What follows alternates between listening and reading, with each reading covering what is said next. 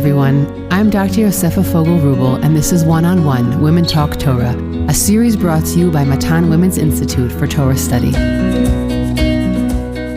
Welcome back to Matan's One-on-One podcast, where we spend 30 minutes speaking about the Parsha.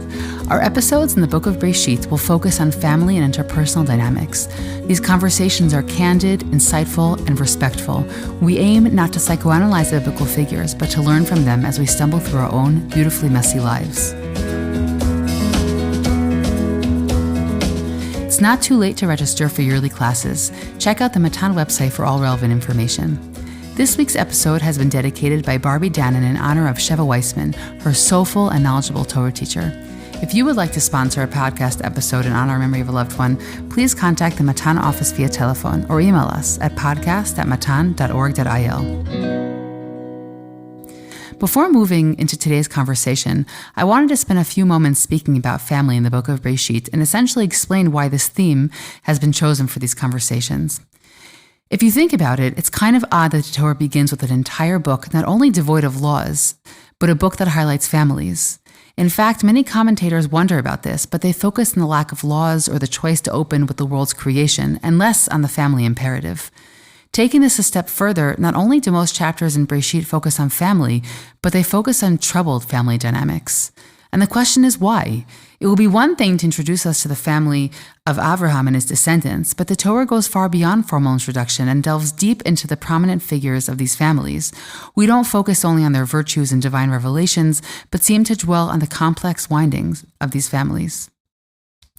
The most poignant exploration of this question I've ever come across is offered in Rabbi Sachs's introduction in his Breishit volume of Covenant and Conversation. He says the following: "Not by accident is Genesis a book about the family. The family is where we learn emotional and spiritual intelligence. There is nothing simple or idealized about the families of Abraham and Sarah. Only much later in Tanakh do we discover that the family will turn out to contain the most compelling metaphors for the relationship between human beings and God himself. He is our father, we are his children. He is our husband, we are his betrothed. The tensions within the patriarchal family are symptomatic of Israel's later, larger battles with God, with humanity, and with itself." To paraphrase Rabbi Sachs, we meet our families before we develop a religious relationship with God. How we mature and meet the world through our early family lives pave the way for our other relationships, including our relationship with God.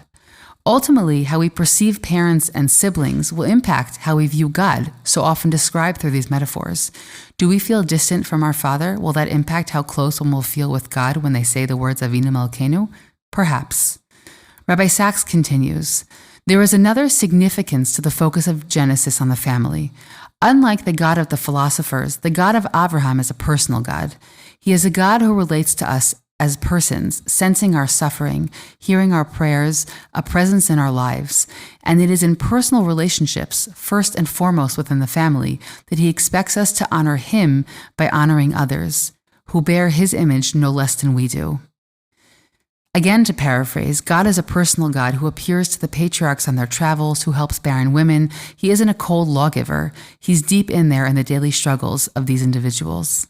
And lastly, Rabbi Sachs explains that by placing the stories of Genesis before the book of Exodus, with its story of the birth of the Israelites as a nation, the Torah is implicitly telling us of the primacy of the personal over the political.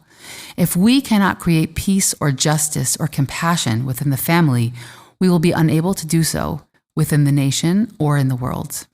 That last piece, by the way, which we will transition more into when we get into Shmot, is one that I think has broader significance for us as a nation. I think it has political significance. And I'll leave it in Rabbi Sachs's poignant words for now. But again, I encourage anyone to go and look at his introduction. What I've brought here is sort of a shortened version of what he has there.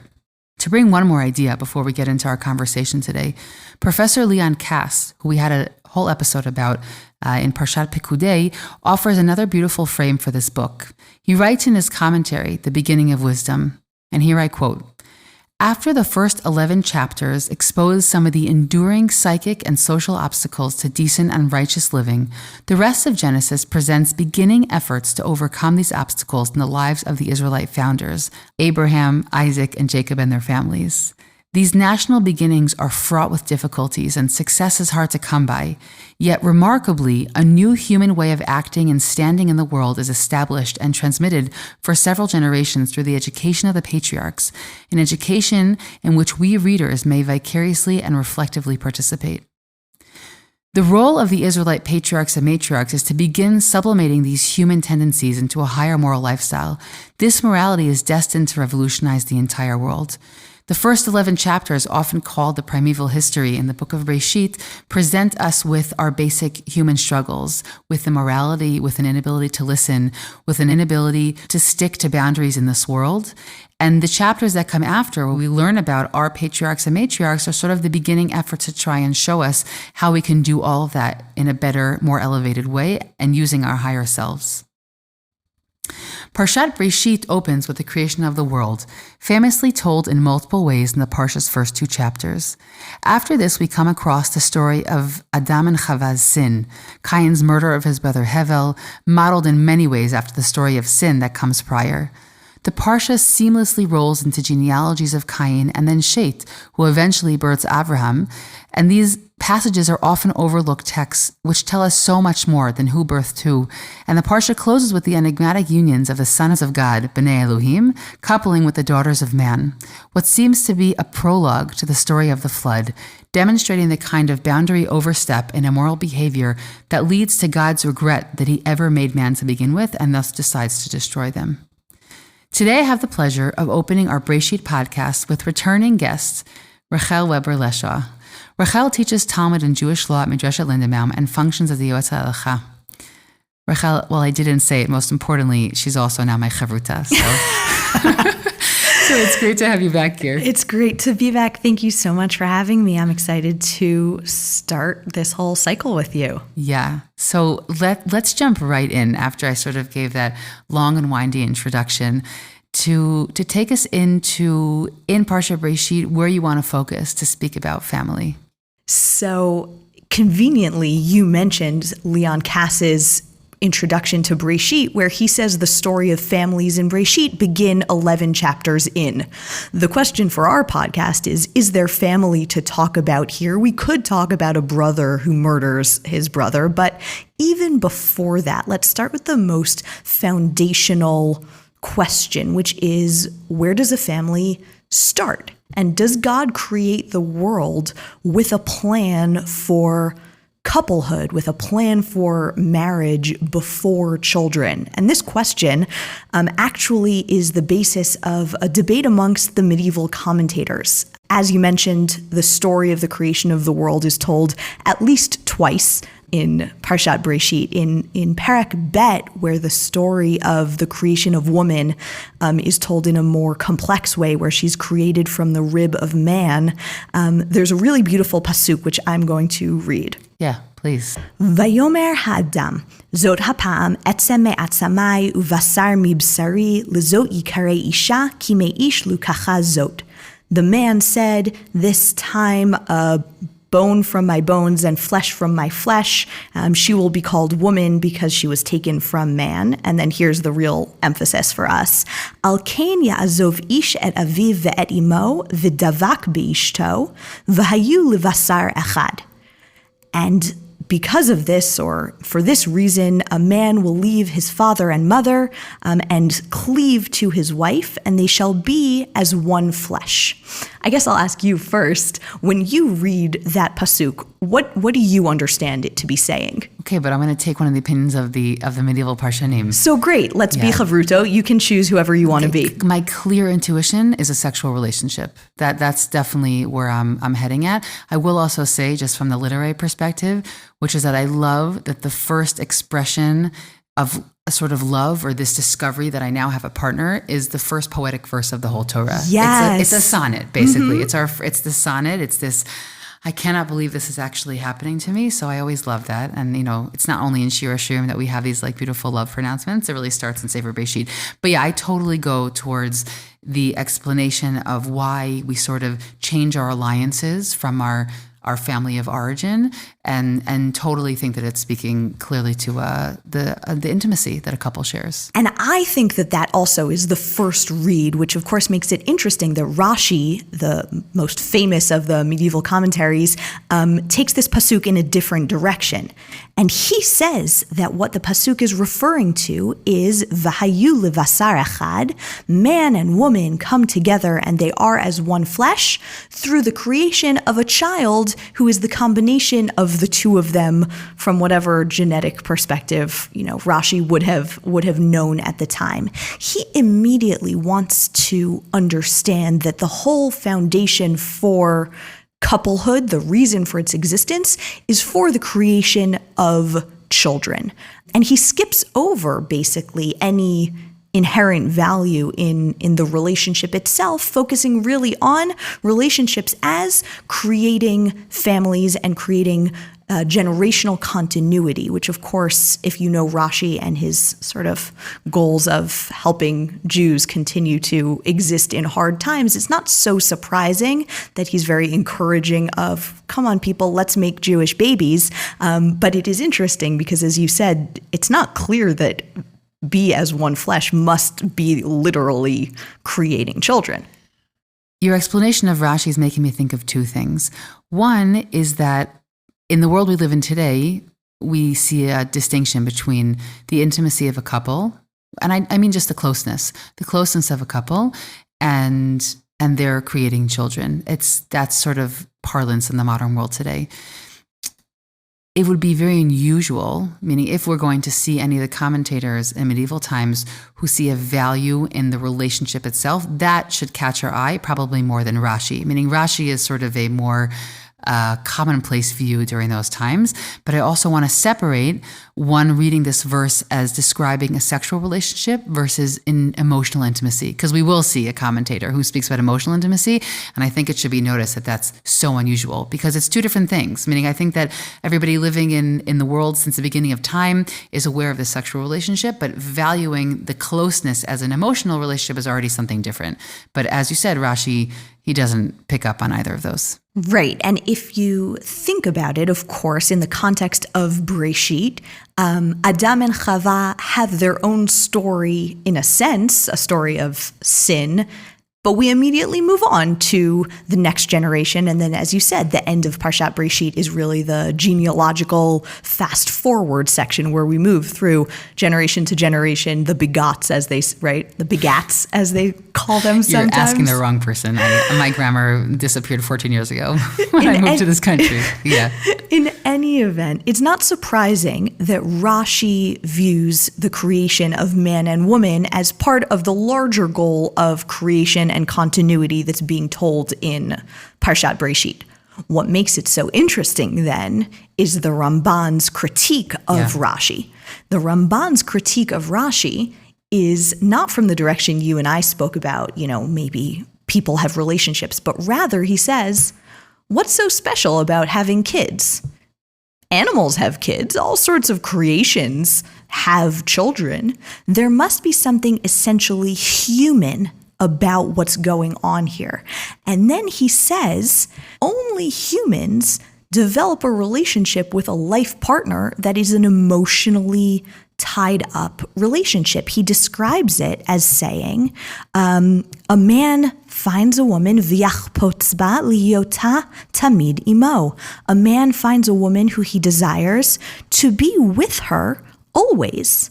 And then he says about men, Husam tiv'o betoldotav liyot hazcharim mehem dvekim b'nishotehem, ozvim et avihem ve'et imam, v'ro'im et nishotehen ke'ilu hein imam libasar echad.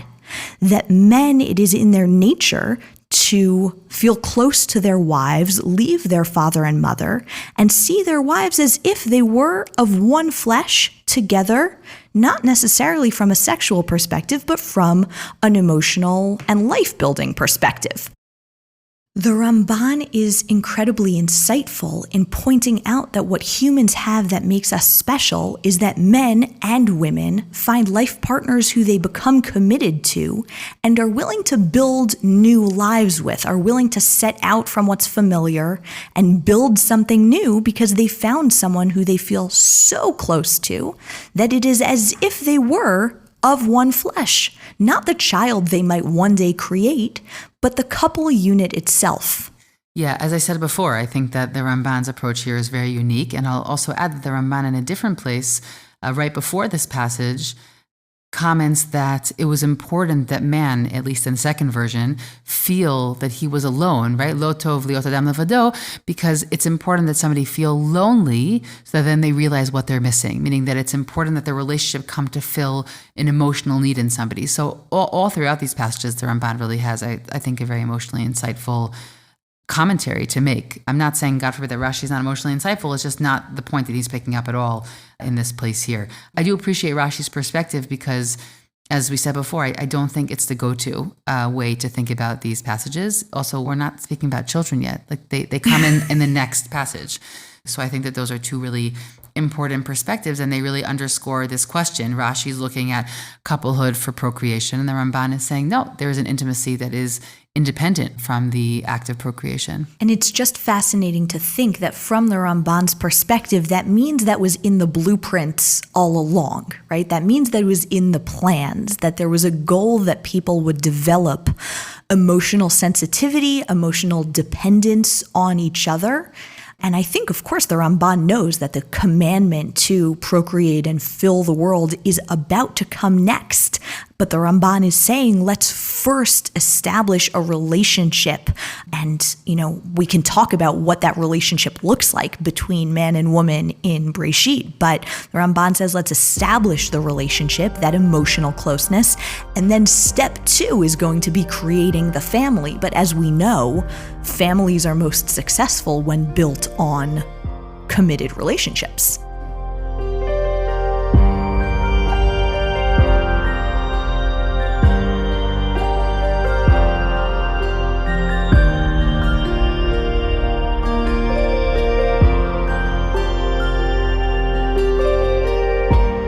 As we mentioned earlier, this pasuk shows up in actually the second version of the creation of woman. As Yosefa said, in the second version of creation of woman, man exists in a beautiful Edenic existence, realizes he's lonely, and God creates woman from his rib.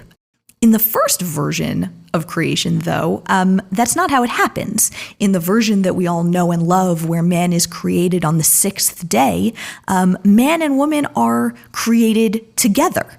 Zachar u'nekeva bara otam, man and woman created simultaneously, entering the world together as equals with the same role in this garden that they find themselves in. And these two versions of the creation of woman really raise two potential ways of approaching the relationship between man and woman as established in these stories. And I'll also just say specifically what that mission is in the first chapter. It's the 28th verse. ויברך אותם אלוהים, ויאמר להם אלוהים, פרו רבו מולאו את הארץ וכבשוה. And God blessed them, and God said unto them, be fruitful and multiply and replenish the earth and subdue it. ורדו בדגת הים ובעוף השמיים ובכל חיה הרומסת על הארץ. You have dominion over the fish of the sea and over the fowl of the air and over every living thing that creeps upon the earth. That leadership role of being the top of the totem pole, the top of the hierarchy, and being those who are supposed to also care for all the creatures in the world, that mission is given to both man and woman.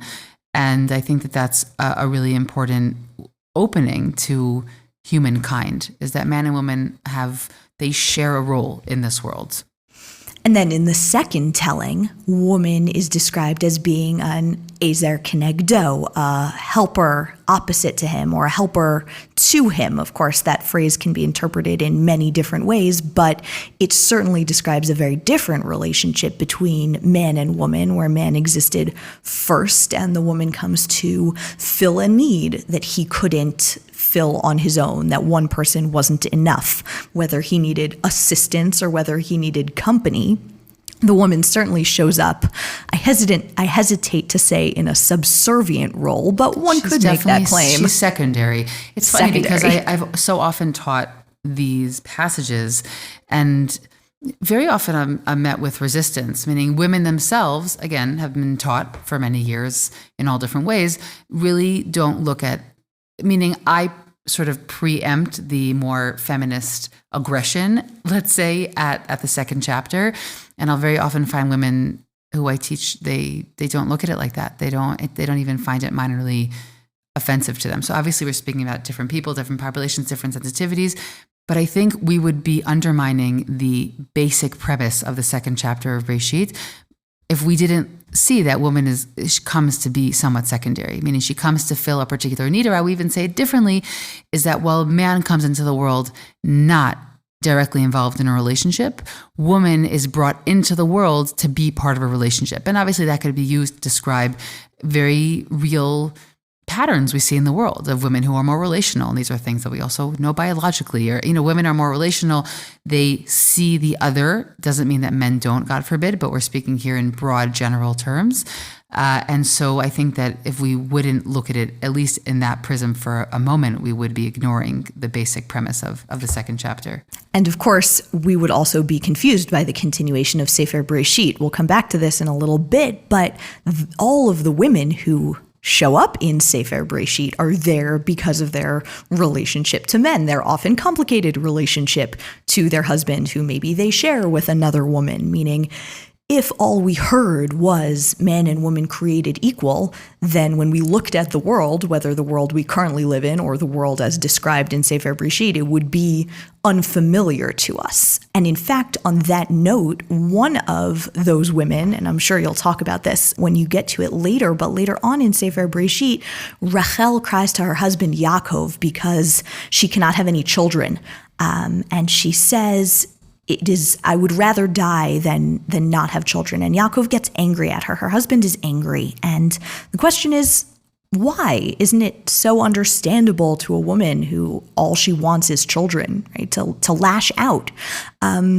And Nechama Leibowitz would frequently quote the Akedah Yitzchak, Rav Yitzchak Arama, in his commentary on this passage that really is a commentary on Parshat Breishit, but he happened to write it in the story there. And if you don't mind, I'm going to read it. Please. This is the commentary of the Akedah Yitzchak. He writes as follows. Originally, Adam had called Chava Isha, emphasizing her parity with man, i.e. Ish. After the episode with the Tree of Knowledge, he called her Chava, emphasizing the female element within her, and the fact that she was the mother of all subsequent human beings. Between these two names, the two functions of women are defined. On the one hand, as the Eshet Chayil, woman of valor, she possesses all the ingredients that can raise her to the status of prophetess. On the other hand, her function is to become a mother. A woman who fails to give birth, just like a man who is sterile, has not forfeited her major function in life. We hold the view that man's major function is the performance of good deeds, something quite independent of procreation. If Yaakov had been angry at Rachel for demanding children, else her life would not be worth living, it was precisely for this reason.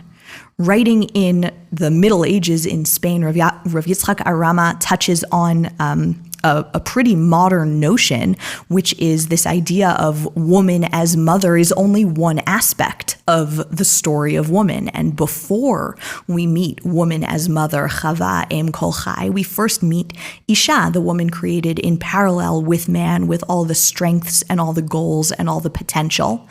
And he says that Rachel was unable to find any meaning in her life outside of having children, and for this she was criticized. It's a personally hard case to imagine, right? Criticizing a woman who's feeling vulnerable. But on the other hand, this idea that we as women sometimes find ourselves focused on one role or the other, and that balance is hard, but both sides exist already from the very beginning of the stories in Breishit. We'll also add that obviously for Nechama Leibowitz, this is a particularly poignant passage, as she herself didn't have children. I think in general, the question about infertility and the reactions to that is definitely going to feature in at least some of the episodes that will be coming.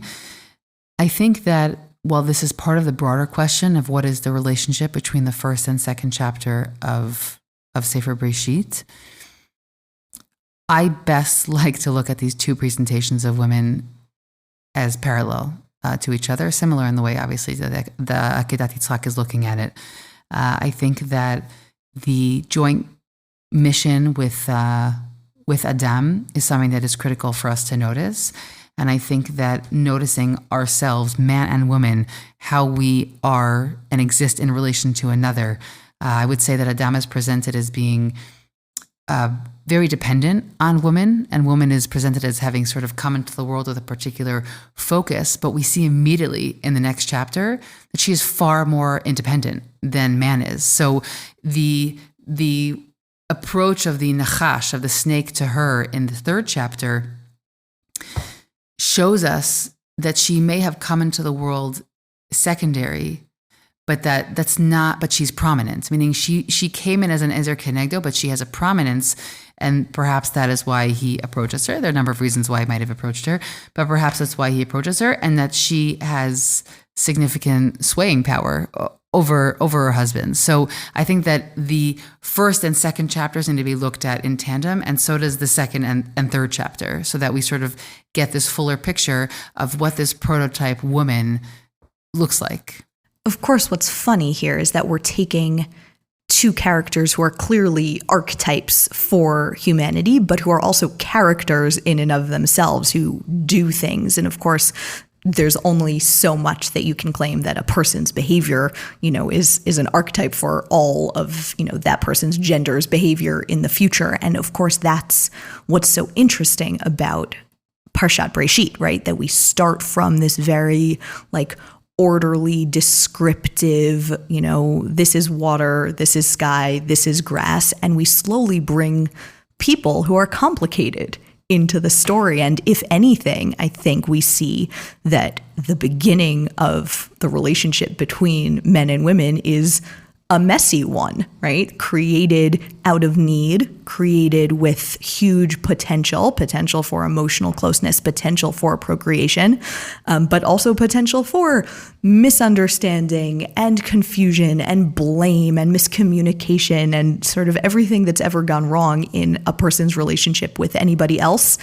Adam and Chava pretty quickly get there, right? Even relationships not between husbands and wives, we just start to see how messy human beings can be, right? By the end of Breishit, God's like, why did I even bring this world into existence? People just keep messing up.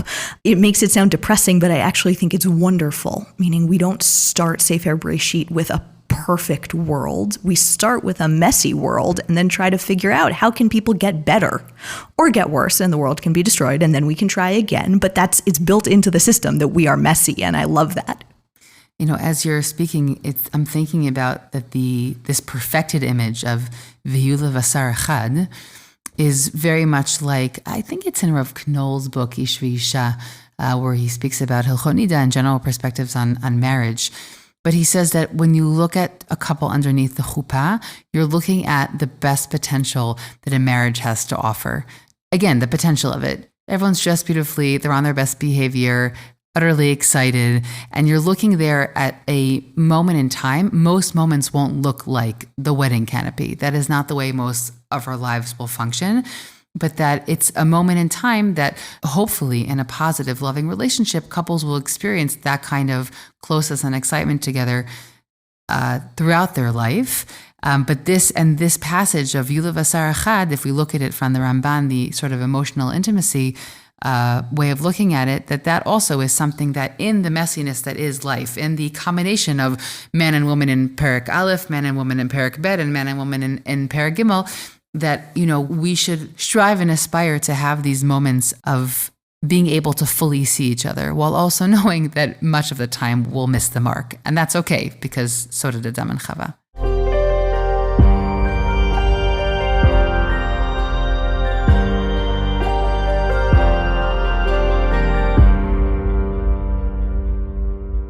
I want to just emphasize something that Leon Kass also emphasizes in another part of his introduction. And honestly, there are many roots to this in Chazal as well. But we're calling Adam and Chava archetypes, which that may sound different or abrasive or perfectly logical depending on who's listening.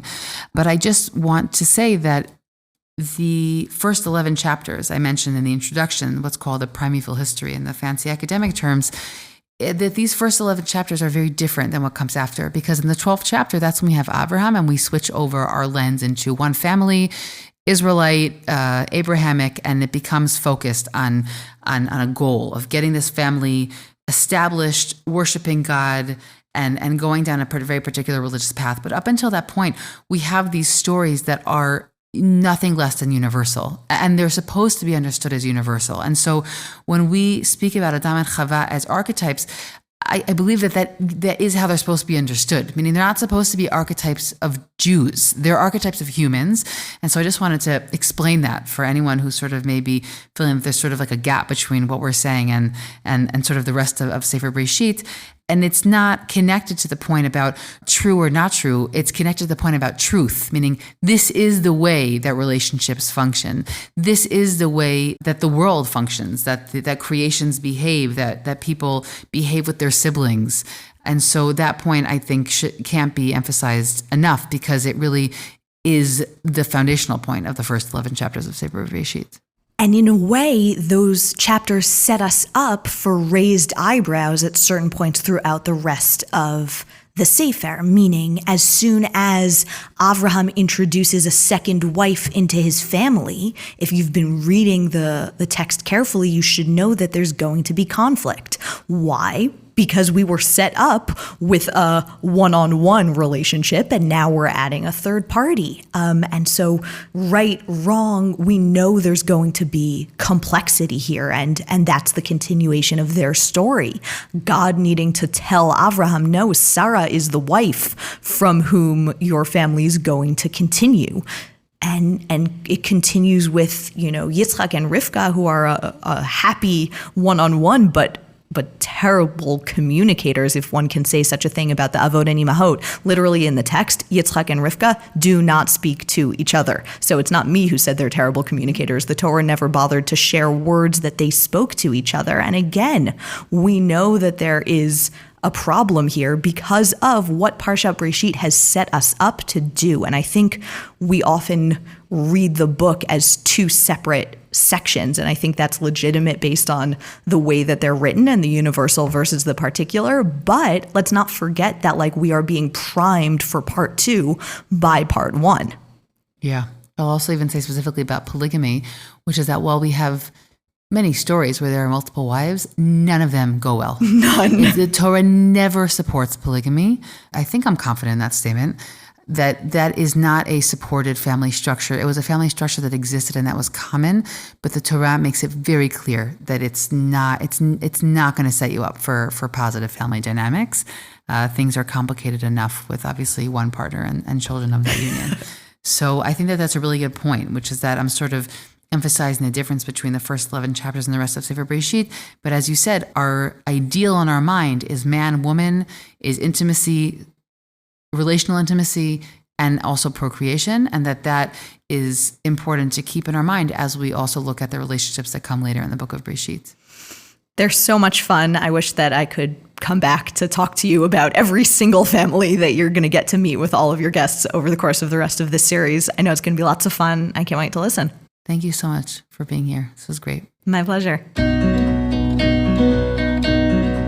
I hope you've enjoyed this conversation as much as I did. I'm Dr. Yosefa Fogel Wruble, and this is One-on-One Women Talk Torah, a series brought to you by Matan Women's Institute for Torah Study. Please do One-on-One and Women's Torah Learning a small favor by sharing this podcast with family and friends so that we can reach new listeners. You can stream and download these episodes on Spotify, iTunes, Google Podcasts, SoundCloud, and Matan's website. Don't forget to leave us a 5-star review in the comments. Please send us any feedback at podcast@matan.org.il. That's podcast@matan.org.il. Thanks for listening, everyone.